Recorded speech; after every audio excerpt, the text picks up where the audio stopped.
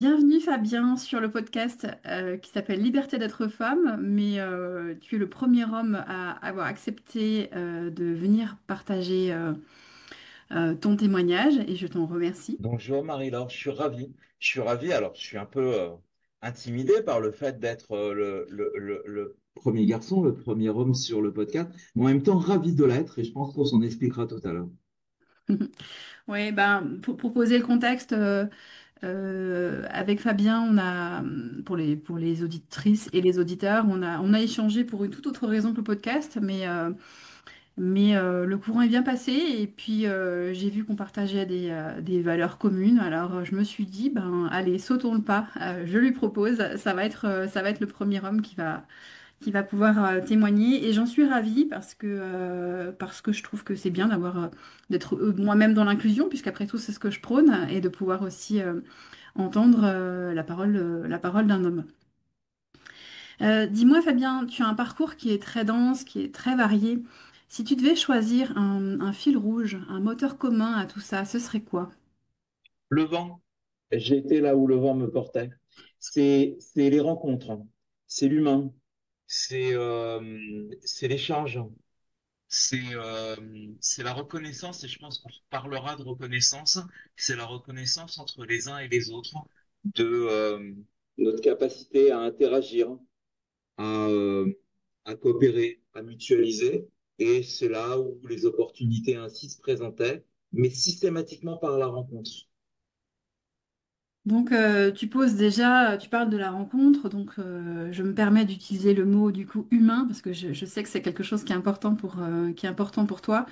Donc, finalement, c'est un fil conducteur humain, si je peux me permettre de dire.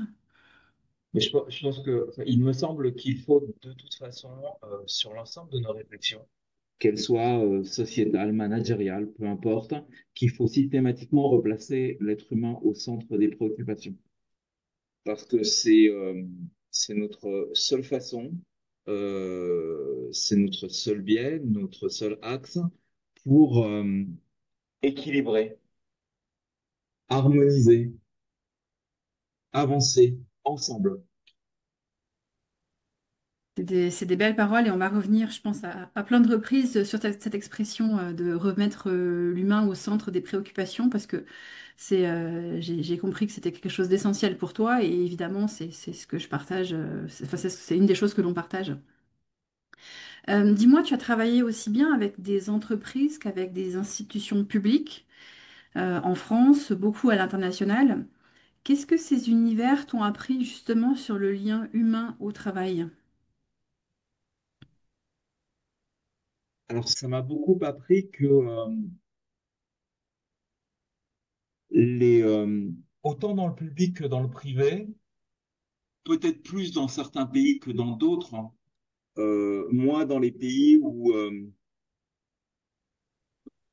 la, l'envie de partager dans les cultures latines, par exemple, hein, je pense à l'Amérique latine, mais pas uniquement, l'envie de partager est plus forte.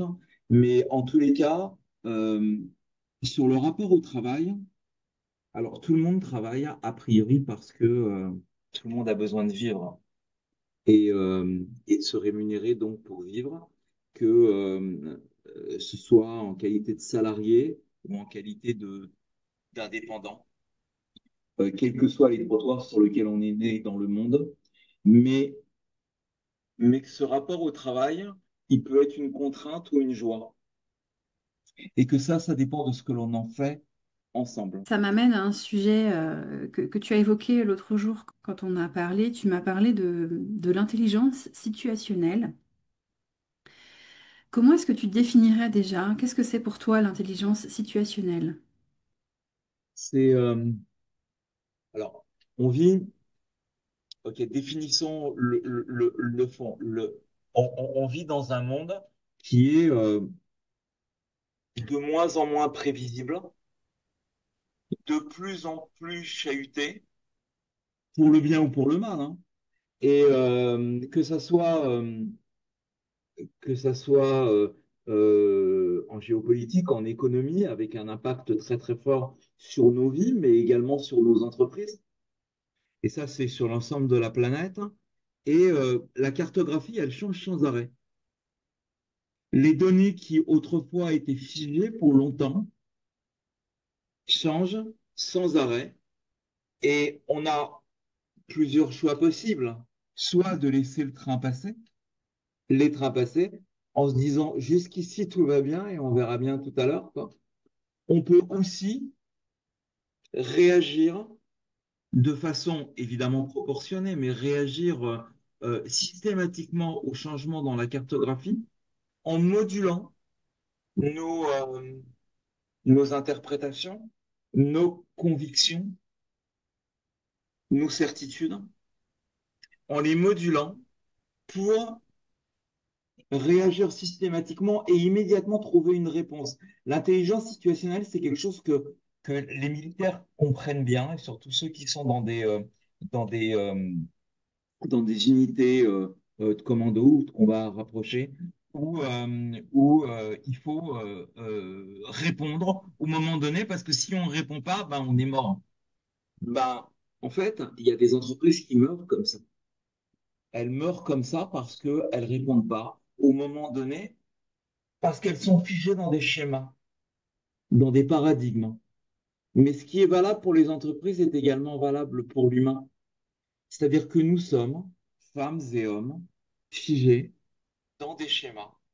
Et nous sommes tellement ancrés dans nos certitudes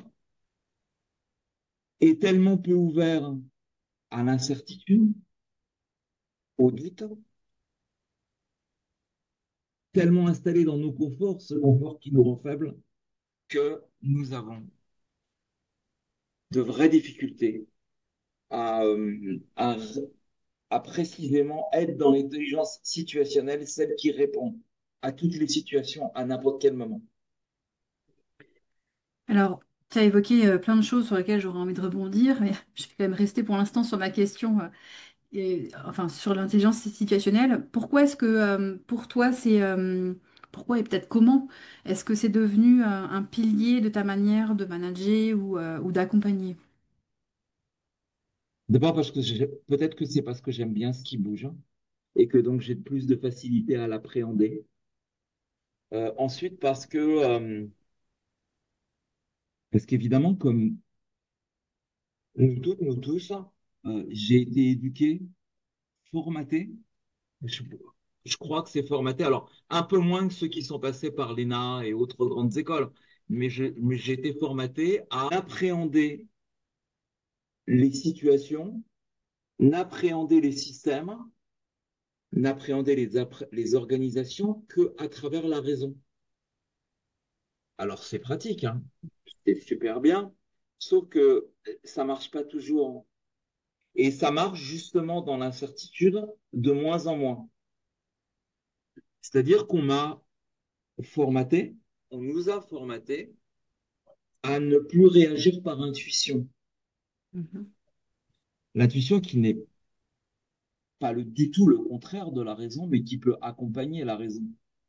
On nous a appris, peut-être parce que nous sommes dans un monde essentiellement formaté par le masculin, à ne réagir qu'à travers la raison. Et du coup, la raison, elle ne permet pas de répondre aux situations. Parce que face à l'imprévu, face au changement immédiat, face à l'immédiateté,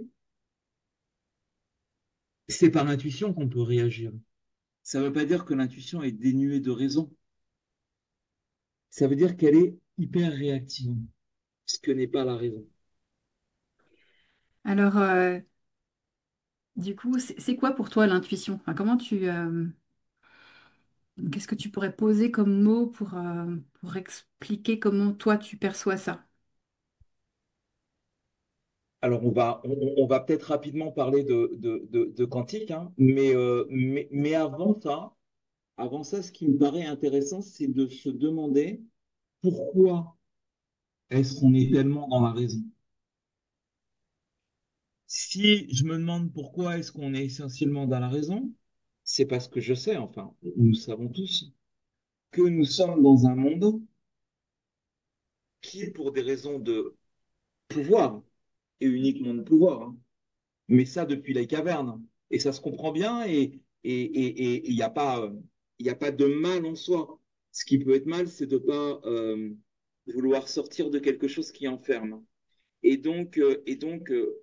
a une raison qui, en fait, répond à un impératif que nous nous sommes donné, qui est celui de pouvoir, et le pouvoir, nous l'avons installé à travers le patriarcat, à travers le monde. Sauf que, pourquoi on a besoin de l'intuition? Parce qu'on a besoin de transformer la société. On se rend bien compte aujourd'hui que nos schémas, nos systèmes ne sont plus viables. Ils sont même plus fiables. Et la transformation sociale, elle a du mal avec la raison. Pourquoi? Parce que pour transformer une société, pour transformer un système, pour transformer une entreprise, pour nous transformer, il faut d'abord passer par la reconnaissance mutuelle. Parce que sans reconnaissance mutuelle, il ne peut pas y avoir de coopération. Et on voit bien que dans les entreprises, par exemple, qu'elles soient privées ou publiques, dans les organisations, tant qu'il n'y a pas de coopération, il n'y a pas de possibilité d'avancer. Et surtout, tant qu'il n'y a pas de coopération, on ne peut pas mutualiser. Et s'il n'y a pas mutualisation, bah, c'est juste de la, alors la guerre pour les sociétés, pour les entreprises, c'est l'incapacité à s'adapter. Et pour nous, petits êtres humains, c'est femmes et hommes, c'est souvent la tristesse. Et moi, j'ai pas envie de tristesse, j'ai envie de rigoler. Ça, c'est une belle démarche. Et du coup, si on revient sur l'intuition, alors comment est-ce que tu la Alors, définirais? l'intuition, elle est typiquement quantique, c'est-à-dire que effectivement, l'objectif peut être unique, mais les chemins pour y accéder sont innombrables. Ils sont innombrables, ils sont indénombrables, tellement ils sont nombreux. Et, euh, c'est un peu comme quand on se réveille au milieu du désert le matin, le vent a effacé les traces de la veille et le chemin, il est à 360 degrés. Et là, il n'y a pas de raison, il n'y a que de l'intuition qui va nous dire que c'est par ici ou c'est par là. C'est même le jour, donc on n'a plus les étoiles de la nuit pour nous guider. C'est tellement pratique les étoiles de la nuit. Et donc on a besoin de ça. On a besoin de retrouver cette voix intérieure qui nous dit, mais bien sûr que c'est ça. Et surtout c'est ça, parce que c'est ça qui nous fait du bien. C'est ça qui nous rend heureux. Alors peut-être que c'est pas raisonnable pour employer raison. Mais si on était raisonnable, on commencerait par exemple par la reconnaissance mutuelle, qui permet donc la coopération et la mutualisation. Or, on voit bien que dans nos sociétés, il n'y a pas de reconnaissance mutuelle. On ne se reconnaît pas les uns les autres. D'abord parce qu'il y a et parce qu'on a tué le lien social, et aussi parce que, fort d'un patriarcat raisonnable, et on le voit bien dans nos entreprises, on ne- les hommes ne reconnaissent pas les femmes. Enfin, elles ne les reconnaissent pas en tant que telles, hein. Mm. Elles ne le reconnaissent pas en tant qu'égales, hein. Non, non. On est donc devant un obstacle majeur et devant des paradigmes qu'il nous faut absolument bousculer, voire exposer. Tout à fait. Enfin, le but hein, de ce podcast. Alors, pas lui tout seul, évidemment, mais d'apporter une pierre à l'édifice. Sinon, Marie-Laure, comment replacer l'être humain au centre des préoccupations? Mm. Ben, d'ailleurs, avouons-nous que c'est pas le cas, c'est pas le, comment dire, ce n'est pas l'objectif principal de beaucoup de gens, tout simplement, en fait. Mais bon, il y a espoir que ça puisse changer, que ça puisse évoluer. Dis-moi, je reviens encore sur cette histoire d'intuition parce que pour moi, c'est quelque chose d'essentiel et d'important et qui m'anime aussi. Euh, Tu as parlé de l'aspect scientifique, tu as parlé de physique quantique. Est-ce que tu y mets du spirituel aussi? J'essaye de ne pas le faire la plupart du temps. Pourquoi? Parce que on peut avoir des interlocuteurs pour qui ça pose aucun problème et d'autres pour qui ça pose problème. J'essaie toujours de rester dans cette idée que les choix spirituels sont de l'ordre du privé, Mhm. du choix individuel de chacune et de chacun. J'y mets personnellement du spirituel, pas dans pas dans le sens des religions, puisque je fais la différence entre la foi et la religion, Mhm. et précisément pour ne heurter personne, mais je crois effectivement qu'il y a une dimension spirituelle. D'ailleurs, on peut tout autant parler de spiritualité religieuse, quelle que soit la religion, que de spiritualité laïque. Oui. Et peut-être qu'il y a un frein aussi à l'acceptation de l'intuition pour accompagner la raison, parce que l'intuition, elle a toujours été connotée très fortement en disant oui, mais on parle d'intuition féminine. Mhm. L'intuition, c'est les femmes. Alors que d'abord, c'est totalement faux. Pourquoi? Et parce que c'était bien pratique. Parce qu'on disait les garçons, ils sont raisonnables Mhm. et et les filles, non. Ce qui est un non-sens, hein, puisque toi et moi, comme toutes celles et ceux qui peuvent nous écouter, euh, qui nous font un plaisir de nous écouter, on sait très très bien que c'est les femmes qui deviennent adultes, les garçons, ils restent adolescents, adolescents parce qu'ils refusent de devenir adultes. Ça, tout le monde le sait. Ceux qui sont un tout petit peu observatoires. Et voilà. Mais au-delà de ça, pour plaisanterie mise à part, puis c'est pas vraiment une plaisanterie, c'est le fait que, voilà, on a toujours dénigré l'intuition. Et puis c'est peut-être aussi parce qu'on en a peur, parce que c'est quelque chose qu'on a du mal à évaluer. Mais tu rentres dans une entreprise. Alors moi, je travaille aussi bien avec des États qu'avec des entreprises. Mais quand tu rentres dans une entreprise et il y a une problématique de fond sur la vision, sur les choix et sur la façon dont on peut ou non remettre l'être humain au centre des préoccupations. On peut souvent le faire en équilibrant, c'est un optimum, un barycentre en physique, souvent en équilibrant de façon optimum les besoins économiques, les besoins sociaux et les besoins environnementaux. C'est exactement pareil pour les projets au niveau des États ou des grandes villes, hein. Et ça, il y a une dose d'intuition pour le définir. Parce que si on le fait que raisonnablement, d'abord, on va mettre 3 ans à le faire. Alors, on va avoir des audits fantastiques, hein. Mais il y a une part d'intuition. La part d'intuition, elle vient souvent d'ailleurs de la connaissance qu'on peut avoir. Alors là-dedans, il y a effectivement, il y a des schémas, hein, il y a une méthodologie, mais qu'on peut avoir de l'identité de l'entreprise, donc sa culture, et de ceux qui y travaillent. Comme pour un État, quand on met en place un projet à dimension nationale, par exemple, ou territoriale, on se pose la question de l'identité du territoire et des habitants.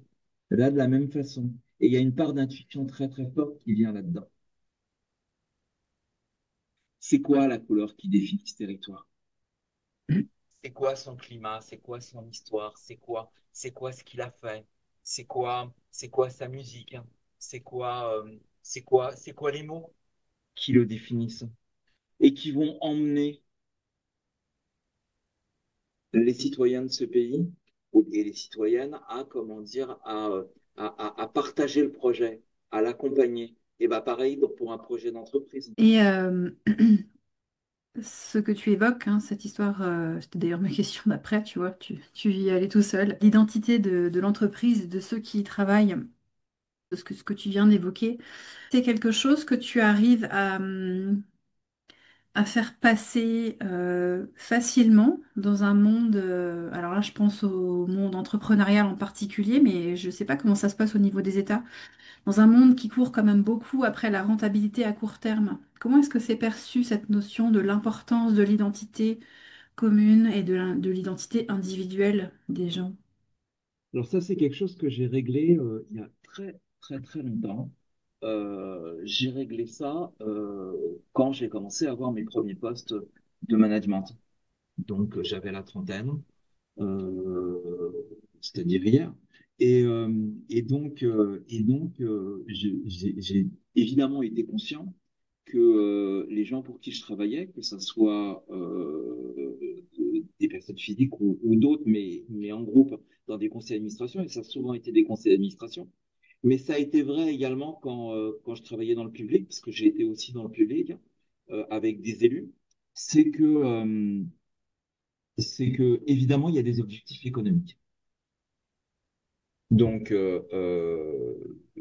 l'idée, ça a toujours été, et j'y suis toujours arrivé, jusqu'à présent, à faire émerger la, ce qui permettait aux dirigeants de comprendre que son intérêt économique était de faire avancer également le groupe humain socialement et également d'appréhender toutes les questions environnementales. C'est-à-dire, pour être très très simple, je vais donner un exemple. Je dirigeais un petit groupe hôtelier et il y a de nombreuses années et donc c'était l'époque des 35 heures. Donc, évidemment, j'avais devant moi une fédération patronale et également un conseil d'administration et un chef d'entreprise qui étaient totalement opposés à ce type d'avancée sociale. À l'époque, c'était une avancée. Je ne sais pas si c'en est une toujours aujourd'hui, mais à l'époque, c'était une avancée sociale. Et donc, j'ai pu avancer des chiffres qui permettaient de montrer qu'à travers le passage aux 35 heures, le fait d'alléger une part du temps de travail, je rappelle qu'à cette époque, c'était 43 heures en cuisine, Mhm. mais en même temps d'engager d'autres personnes, parce qu'il fallait bien remplir les plages horaires à tous les postes, ça permettait d'avoir une rentabilité plus importante après. C'est-à-dire que en associant les aides de l'État, les plages horaires où habituellement, par exemple, au bar de l'hôtel, c'était vraiment pour avoir un exemple précis. Mhm. Le bar ne travaillait pas parce que là, du coup, il n'y avait pas de personnel, bah, on a une personne supplémentaire. Et parce qu'on engage plus de monde, parce qu'on rétablit les plages horaires. Et puis que du coup, c'était une occasion pour travailler sur d'autres sujets. Du coup, puisqu'il y a de nouvelles personnes, il y a un nouveau groupe, on s'est mis à travailler sur la qualité en groupe de projet. Et puis parce qu'on travaillait sur la qualité, on s'est mis à plus mettre au centre l'être humain, mais pas seulement ceux qui travaillent dans l'entreprise, mais également les clients, etc. On a abouti à des schémas organisationnels complètement différents. Et donc, on a bousculé les choses. Et là-dedans, il y avait quand même beaucoup d'intuitifs au départ. Eh ben, c'est pareil lorsque je présente, et vraiment pour terminer, lorsque je présente un projet de développement territorial, donc là on est dans l'ingénierie territoriale et dans l'économie territoriale dans un État, que ce soit au Brésil, aux Émirats, au Sénégal, au Vietnam, eh bien, et que j'accompagne des entreprises françaises sur ces projets, puisque c'est aussi une grande part de mon travail, eh bien, c'est que ça ressemble aux habitants, ça ressemble à leur identité, et qu'en même temps, on associe systématiquement les progrès économiques, les progrès sociaux et les progrès environnementaux. Donc pour toi, quand les, pardon, Je vous en prie. voilà, quand les dirigeants osent remettre l'humain au centre de leurs préoccupations, tu vois, enfin tu anticipes et ensuite tu observes un impact positif sur d'autres critères que l'humain, donc par exemple la rentabilité, l'économie. C'est quelque chose que tu as vraiment pu observer tout au long de ton expérience. Mais sinon, ça passerait pas. Mhm. Si tu dis à un conseil d'administration qu'il va perdre de l'argent en faisant quelque chose, il va pas le faire. Donc il faut arriver, il faut pas lui mentir, il s'agit pas du tout d'habiller la mariée. Il s'agit de dire, et c'est toujours le cas. J'ai jamais rencontré de cas de figure où c'était pas possible.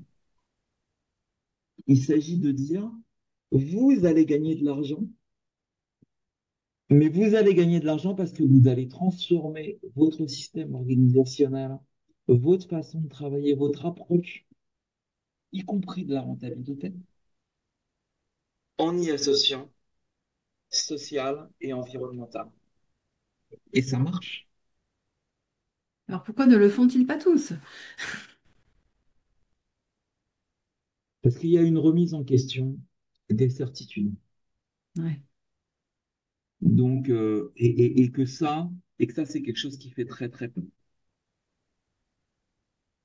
Déjà, et je crois qu'on a échangé là-dessus, mais par écrit, Marie-Laure, déjà, le fait de rencontrer des chefs d'entreprise ou des conseils d'administration qui sont tellement formés dans leurs certitudes qu'ils n'acceptent à aucun moment de les remettre en cause.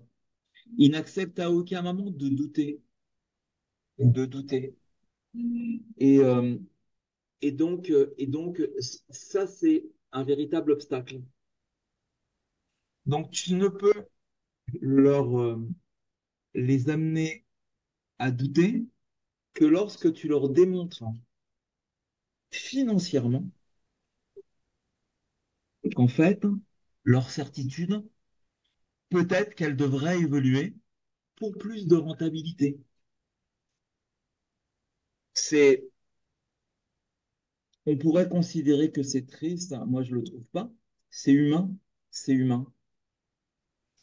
Les gens dont on parle, qui sont pas du tout des monstres, hein, c'est des gens simplement qui ont été, comment dire, formatés. Et il faut les sortir de là. C'est pas nécessairement facile, mais c'est un vrai rôle de coach. C'est Et je vrai. parle à mes coachs. C'est vrai. De toute façon, en tant que coach, on apprend à accueillir. Donc déjà sur soi, accueillir ces parts de soi qu'on n'aime pas. Et on apprend aussi à accepter que les gens sont comme ils sont.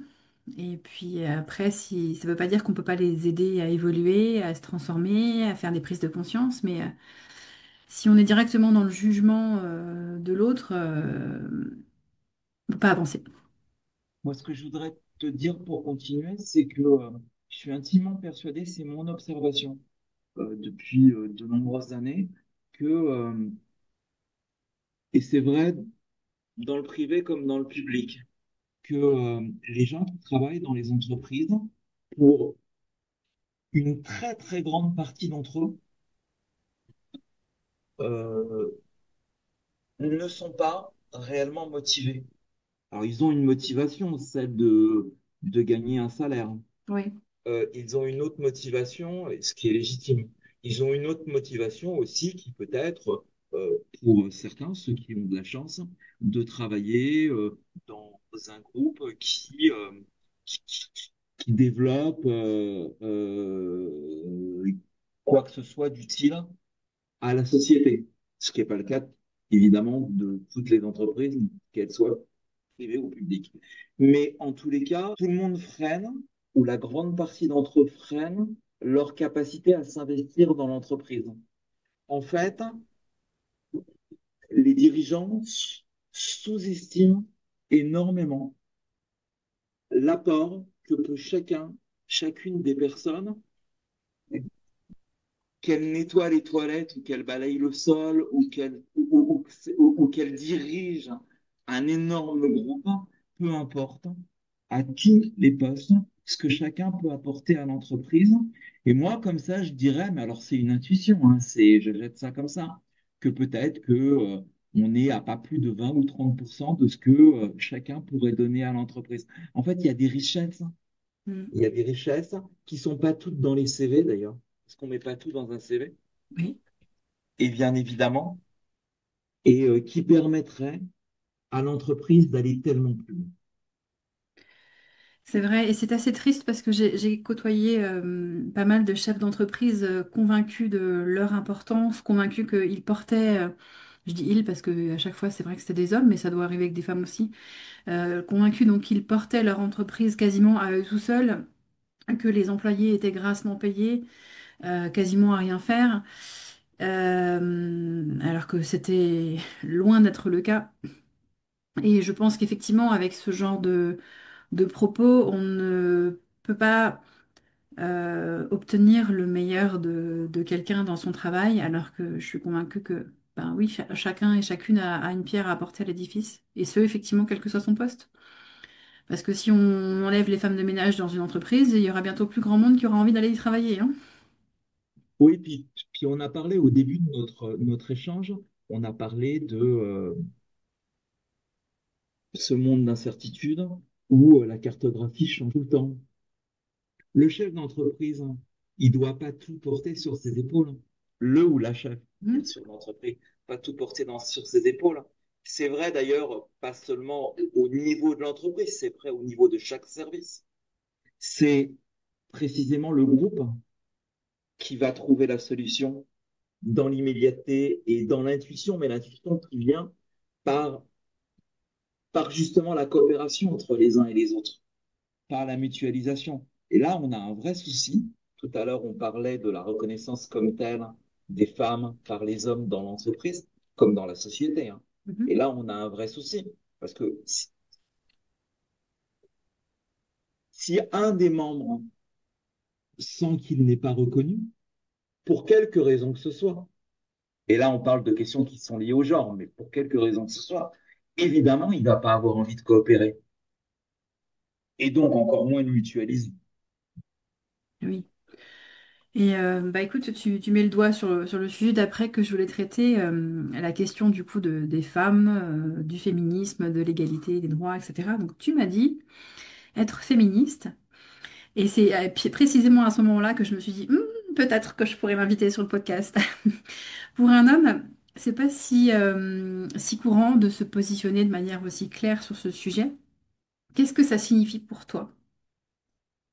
Oh, ça s'est relativement imposé à moi pour une raison très très simple. Et je vais faire le parallèle avec mon adolescence, les années 70, l'époque où on avait un président de la République qui vendait des armes au napalm interdites par les conventions de Genève à l'apartheid. Et il était évident pour moi et pour toutes les copines et copains que j'avais à l'époque qu'il fallait réunir des fonds, les faire passer d'une façon ou d'une autre à l'ANC, l'African National Council, donc de Nelson Mandela, etc. Parce que c'était, voilà, comment on pouvait faire, comment on pouvait dire que quelqu'un était inférieur ou qu'il n'avait pas les mêmes droits de par sa couleur de peau. Eh ben, il s'est imposé à moi aujourd'hui qu'on est exactement dans la même situation. C'est-à-dire que dans nos sociétés, les femmes n'ont pas les mêmes droits, les mêmes accès, ne sont pas reconnues de la même façon, tout simplement, de par leur genre, comme hier c'était le cas pour d'autres, de par leur couleur de peau, leur race. Enfin, je déteste ce mot race parce que Oui, pour moi il n'existe qu'une seule race, c'est la race humaine. Mais ben, là, c'est pareil, tu vois, on est des êtres humains. Qu'on soit des femmes, des hommes, enfin, je vois pas, voilà. Et donc, je comprends pas. Et quand je comprends pas, en général, ça me met un peu en colère. Donc j'ai envie d'agir. Et donc, pour moi, c'est parti de là, tu vois. C'est pour te dire d'où c'est parti. Je comprends pas ce truc, hein, ça a aucun sens. Si ce n'est, si ce n'est de montrer ses muscles et de dire à quel point, de toute façon, je suis le plus fort et tu vas la fermer ou je t'en colle une. Donc, voilà, alors qu'on dit souvent beaucoup plus poliment, effectivement, en entreprise, hein. oui, Voilà. oui, oui, ça c'est pour les enfants en général. Effectivement. Qu'est-ce que tu as pu observer en tant qu'homme, du coup, parce que ben, voilà, je ne sais pas quel va être ton numéro d'épisode, mais quelque chose comme le 17e, donc il y aura à peu près 16 autres femmes qui seront passées sur le divan en face de moi du podcast, et qui donc se sont exprimées sur leur vécu. Mais donc ça m'intéresse d'avoir ton avis, ton observation à toi en tant qu'homme. Donc je reviens à ma question, qu'est-ce que tu as pu observer dans des postes à responsabilité sur la place faite ou pas aux femmes? Alors, pour moi, deux ou trois choses. La première, c'est qu'en général, enfin, je vais essayer de le mettre dans l'ordre dans mon esprit. Donc, un, c'est la question des postes qu'on dédie aux femmes. Quand on a commencé à, alors j'enfonce des portes ouvertes là, mais quand on a commencé à parler des ressources humaines et que beaucoup de chefs d'entreprise se sont dit ce truc sert à rien, mais il va bien falloir évidemment, on a nommé des femmes voilà. De la même manière, c'est vrai également pour les postes qui sont liés à l'environnement dans les entreprises. Mm. Voilà, parce que bon, pour la même raison, quoi. On est bien obligé de le faire. Ça va faire plaisir à tout le monde. Tu auras peut-être avoir des aides économiques, justement. Donc, du coup, on va mettre des femmes. Donc, ça, c'est la priorité. Et la question des promotions. La question des promotions dans beaucoup d'organisations, en France comme à l'étranger d'ailleurs, hein, c'est pas uniquement chez nous. Hein. Alors c'est évidemment moins marqué dans les pays nordiques, mais bon, on a compris que dans d'autres pays, mais pas uniquement, lorsqu'il y a une promotion, elle est souvent, bien entendu, surtout si elle est valorisante, on va, on va beaucoup plus facilement penser à un homme qu'à une femme. Et puis donc j'ai vu plein de fois des femmes pleines de talent, mais qui n'ont pas obtenu leur promotion parce qu'il y avait un garçon qui était peut-être moins talentueux, mais c'était un garçon. Et donc, ils pouvaient partager à la fois des bières, d'ailleurs, les femmes aussi partagent des bières, donc je comprends pas, mais aussi des blagues grivoises, et voilà. Et, Mm. et, mais il y a également un troisième point qui est assez important, il m'a semblé, et ça, commence à le voir d'ailleurs de plus en plus, puisque précisément avec l'incertitude, on voit bien qu'il y a beaucoup d'entreprises qui vacillent et pas beaucoup de PME d'ailleurs. Parce que pour les outils et les grandes entreprises, c'est plus facile de redresser la barre parce que la trésorerie est plus au rendez-vous, puis plus on est gros, too big to fall. Voilà, mais dans beaucoup de PME, avec déjà pas mal de salariés, quand ça commence à mal aller, qu'on voit que waouh, ça peut très mal se terminer, bah là, on va avoir tendance à nommer une femme. Oui, ce Parce serait. que ça sera nécessairement de sa faute. Oui, voilà, j'ai dit, c'est ce qu'on appelle la fameuse falaise de verre, hein. Oui, totalement. Totalement. Et donc, et là, on voit bien que pour avoir discuté avec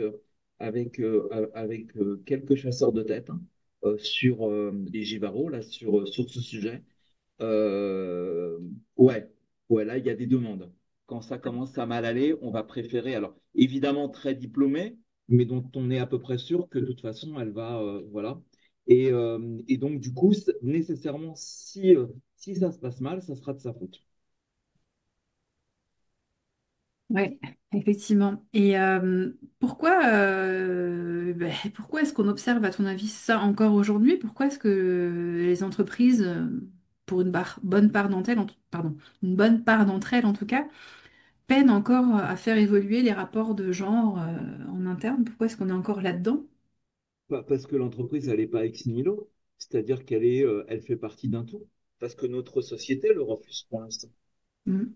Parce on vit dans un monde qui aspire, enfin, on vit dans une société qui aspire sans arrêt, et tout le monde le dit. Alors, dans les partis politiques, mais dans les associations, mais partout, dans tous les médias, à la transformation sociale, mais que personne ne veut faire ce qu'il faut. Encore une fois, pour moi, la question ça se passe en trois étapes, hein, mais qui sont intrinsèquement liées. C'est la reconnaissance mutuelle, la coopération et la mutualisation. Il n'y a pas de coopération dans notre société aujourd'hui, il n'y a pas de mutualisation, parce qu'il n'y a pas de lien social. Et s'il n'y a pas de lien social, c'est parce qu'il n'y a pas de reconnaissance mutuelle. On ne reconnaît pas l'autre. Et encore moins d'ailleurs lorsqu'il n'est pas du même genre que nous. Alors, ce n'est pas les femmes qui ne reconnaissent pas les hommes, hein, c'est les hommes qui ne reconnaissent pas les femmes. Même si les femmes sont souvent placées dans des situations défensives, bien malgré elles. Ouais. Et quand tu regardes les transformations sociales en cours, puisque tu utilises ce terme, est-ce que tu es plutôt optimiste ou inquiet pour le futur du monde du travail? Ben, je ne sais pas trop, parce que en fait, je pense que de toute façon, les choses vont évoluer. Et vont évoluer assez rapidement. Parce que, parce que ça va de plus en plus mal. Et ça va pas de plus en plus mal parce que le monde va de plus en plus mal. Ça va de plus en plus mal parce que les organisations, qu'elles soient publiques ou privées, les entreprises sont donc des organisations privées, ont de plus en plus de mal à s'adapter. Il suffirait qu'elles s'adaptent au fur et à mesure Mhm. pour que les choses n'aillent pas si mal que ça. Donc, alors que l'être humain est un animal qui n'est fait à travers son histoire millénaire que d'adaptation. Simplement, avant, elles étaient lentes. Il va falloir apprendre à ce qu'elles soient rapides. C'est Et, ça, euh, et plus donc, rapide. ouais, voilà, beaucoup plus rapide. Ouais, Et, euh, et donc, effectivement, ça, c'est dérangeant. Parce que c'est beaucoup plus facile d'évoluer de génération en génération que d'évoluer à l'intérieur de sa propre génération, évidemment. Et il y a il y a une évolution qui va peut-être, euh, je l'observe, euh, obliger les entrepreneurs à aller beaucoup plus vite dans leur adaptation. C'est ce qui est en train de se passer avec la génération Z. mhm. C'est-à-dire que on a des gens qui ne considèrent plus leur dirigeant comme un dirigeant, mais comme un membre de leur réseau, qui ne considèrent plus un travail ou un job comme quelque chose de si important que ça. Ils s'attachent beaucoup plus à l'expérience et l'expérience immédiate et continuelle et démultipliée. Et là, on se rend bien compte qu'en termes de recrutement, de fidélisation, les entreprises ont énormément de mal et elles s'en rendent doucement compte. Pour l'instant, elles font l'autruche, Ouais, mais il va falloir proposer des expériences beaucoup plus intéressantes. Et pour ce qu'elles soient intéressantes, il faudra nécessairement qu'elles soient dans la mutualisation, donc dans la cooptation, dans la coopération, etc., etc. Et donc ça va, on va voir, on va voir. Donc moi je suis pas vraiment pessimiste, hein, parce que je me dis que à force de se manger le mur, il va bien falloir qu'il bouge, quoi. oui, du coup, effectivement, ça rejoint finalement la dernière question que j'avais envie de te poser. Est-ce, est-ce que tu penses que les dirigeants actuels, parce qu'on a compris que la société a du mal à bouger, mais peut-être qu'il y a des chefs d'entreprise qui ont quand même envie que ça bouge, est-ce que tu penses que les dirigeants actuels, ou certains d'entre eux, sont prêts à entendre un discours de transformation en profondeur, ou bien est-ce qu'il faut encore ruser un peu pour que ça passe? Alors il faut nécessairement ruser, bien sûr, et il faudra de moins en moins le faire. Enfin, on n'aura pas, on n'aura pas autant l'obligation de le faire au fur et à mesure que les entreprises se trouveront devant des challenges et des challenges là de rentabilité, des challenges de ROI, hein, de plus en plus importants qui sont liés à tout ce dont on a parlé. Et donc, des chefs d'entreprise qui vont avoir l'obligation de changer, de décrocher de leur certitude. Les Chinois disent lâcher l'échelle pour tomber vers le haut. J'aime beaucoup cette expression. Et donc oui, je pense que les choses vont bouger. On va nécessairement avoir du déchet. Je le dis, c'est pas très gentil de dire ça, mais c'est-à-dire des gens qui refuseront jusqu'au bout de bouger et qui s'enfermeront dans leur certitude et qui tueront leur entreprise. Ouais. Et oui, c'est triste à dire. Mais c'est vrai pour les organisations. Mm. Je veux dire que, enfin, on va pas rentrer là-dedans parce que c'est une discussion, mais l'Europe est en train de se poser les mêmes questions. Mhm. Eh bien, écoute, merci beaucoup Fabien pour tout ce partage de ton vécu, de ton expérience, de la façon dont tu perçois les choses et dont tu envisages les transformations, notamment sociétales et puis entrepreneuriales. C'était extrêmement riche et très très différent de ce qui a été dit jusqu'à présent. Donc, je Mais gage que ça intéressera beaucoup de monde. c'est un plaisir partagé, Marie. Merci beaucoup d'être venu ici.